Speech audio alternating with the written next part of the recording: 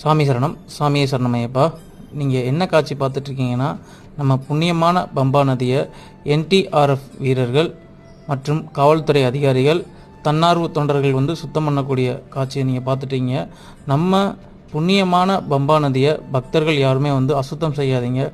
துண்டை விட்டுட்டு போகிறது, வேட்டியை விட்டுட்டு போகிறது, சட்டையை விட்டுட்டு போகிறது, அங்கேயே மாலையை கழட்டிட்டு விட்டுட்டு போய் பாவத்தை சேர்க்காதீங்க. நம்ம புண்ணியமான பம்பா நதி நமக்கு புண்ணியம் கொடுக்கக்கூடியது. அங்கே நீங்கள் ஏதாவது விட்டுட்டு போய் மேலும் மேலும் பாவத்தை சேர்த்துக்கிறாதீங்க. ஏன்னா பக்தர்கள் மண்டல மற்றும் மகர விளக்கு காலங்களில் லட்சக்கணக்கான பேர் வராங்க. நீங்கள் விட்டுட்டு அந்த துணி இருக்கக்கூடிய தண்ணியில் தான் அவங்களும் குளிக்கிறாங்க. சோப்பு, சீயக்காய், சாம்பு போன்ற இதை பயன்படுத்தாதீங்க.